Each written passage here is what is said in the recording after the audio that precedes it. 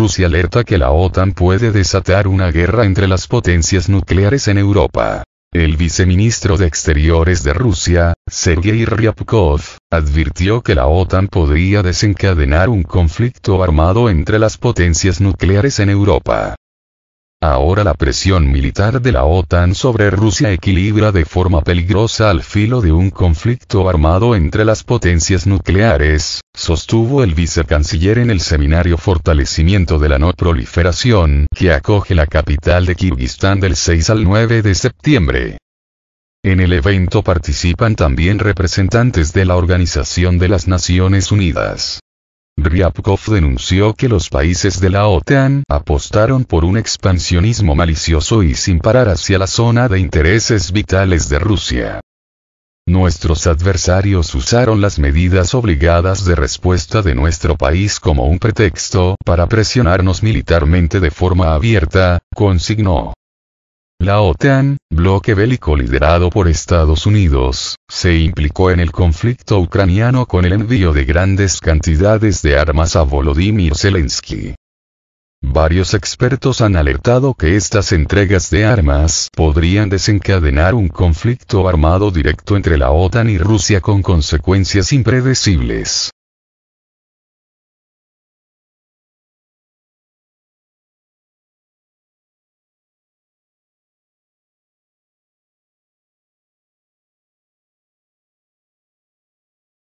La amenaza nuclear. Además, Rusia mantiene el compromiso de buscar vías para liberar al mundo de la amenaza nuclear, declaró Ryabkov.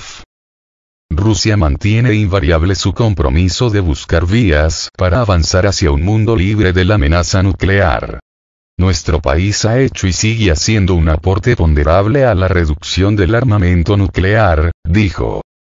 Recordó que a Estados Unidos le corresponde un 40% de los gastos militares mundiales, mientras que el presupuesto militar de los países de la OTAN equivale al 66% de estos gastos. El vicecanciller subrayó que es un factor a tomar en cuenta al hablar de la perspectiva de renunciar a las armas nucleares.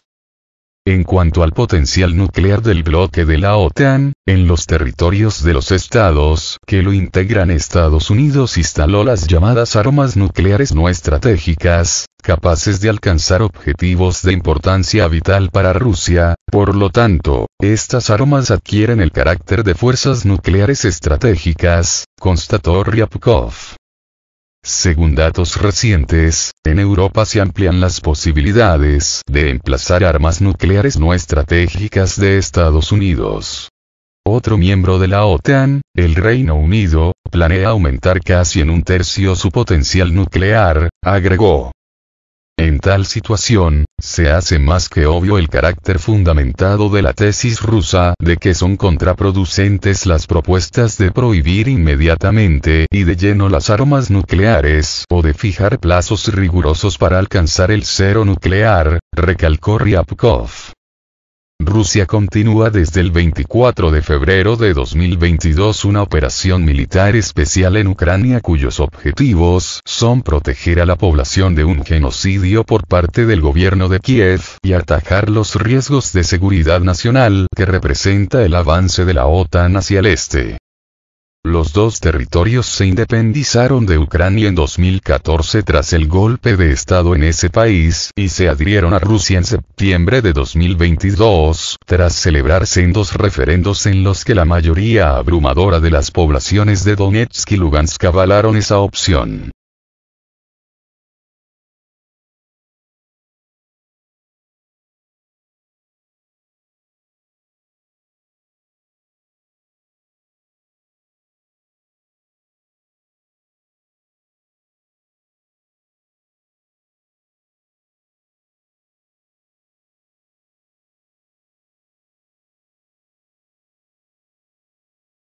Proponen no enviar más dinero a Kiev hasta investigar posibles desvíos y la corrupción de los Biden. Lo recomendó el prestigioso diario estadounidense The Washington Times.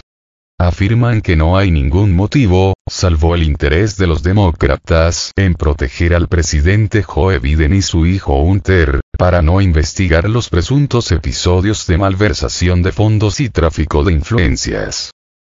Según el diario, dados los malos resultados de la contraofensiva lanzada por Ucrania en el verano, y los abultados fondos que ha estado enviando Estados Unidos a Kiev, se hace imprescindible impulsar una investigación independiente para averiguar cómo se ha utilizado el dinero de los contribuyentes estadounidenses y cuánto de esos recursos fue a parar a los bolsillos de la élite corrupta del país de Europa del Este. Vale recordar que apenas el domingo 3 de septiembre, el líder ucraniano Volodymyr Zelensky anunció el reemplazo de su ministro de Defensa, Alexei Reznikov, quien se encontraba envuelto en una serie de escándalos de corrupción, explicando que la dependencia necesitaba nuevos enfoques, en una admisión poco frecuente de los malos resultados ucranianos en el campo de batalla. El artículo del Washington Times recuerda además que el apoyo a la escalada bélica de Kiev es cada vez menos popular entre los ciudadanos estadounidenses y en el propio Congreso, algo similar a lo que también está ocurriendo en el Parlamento Europeo. Incluso, indica la nota, la administración de Joe Biden está filtrando a la prensa su descontento con la contraofensiva de Ucrania con la intención de cubrirse ante la opinión pública para evitar ser asociados al fracaso de Kiev. Por todo ello, afirma el diario, es esencial descubrir qué parte de nuestra ayuda a Ucrania se ha desviado hacia fines corruptos. Para lograrlo, sugieren, debería nombrarse un inspector general especial y darle los mismos poderes para investigar que tenía la oficina del inspector general especial para la reconstrucción de Afganistán, SIGAR, por sus siglas en inglés, el organismo encargado de examinar la inversión en el país invadido, y posteriormente abandonado a su suerte, por Estados Unidos.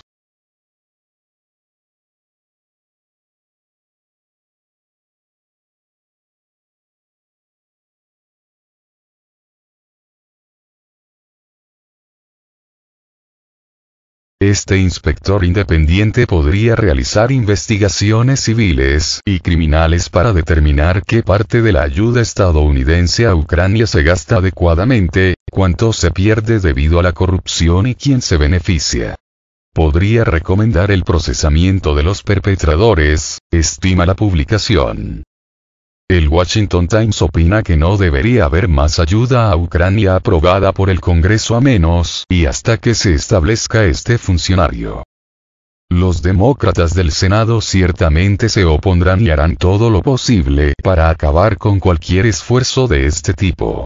Temen lo que encontraría un nuevo inspector general al examinar la posible corrupción en Ucrania, tanto pasada como presente, vaticina el diario.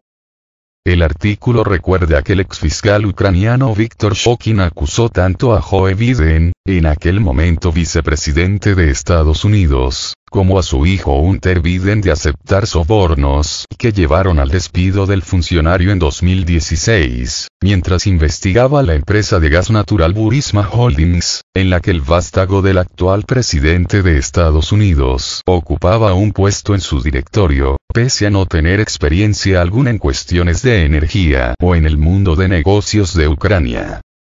En enero de 2018, Biden se jactó, en video, de que, como vicepresidente, había amenazado al entonces mandatario ucraniano, Petro Poroshenko, con retener $1.000 millones en préstamos si Shokin no era despedido.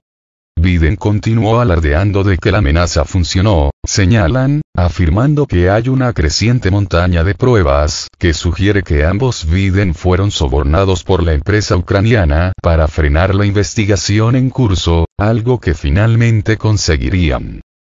El propietario de Burisma Holdings, Mykola Zlochevsky, incluso le dijo a un informante del Buró Federal de Investigaciones, FBI, por sus siglas en inglés, en 2016 que cuesta $5 millones pagarle a un Biden y $5 millones a otro Biden, según filtraciones reportadas por la prensa de Estados Unidos.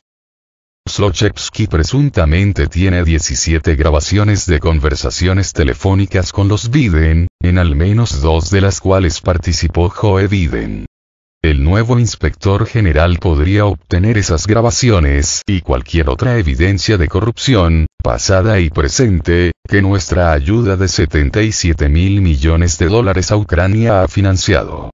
Es posible que el inspector general descubra que algunos de esos fondos se han desviado para proporcionar sobornos al presidente, a su hijo Hunter o a la red de empresas que enturbian los negocios de Hunter, advierte la nota.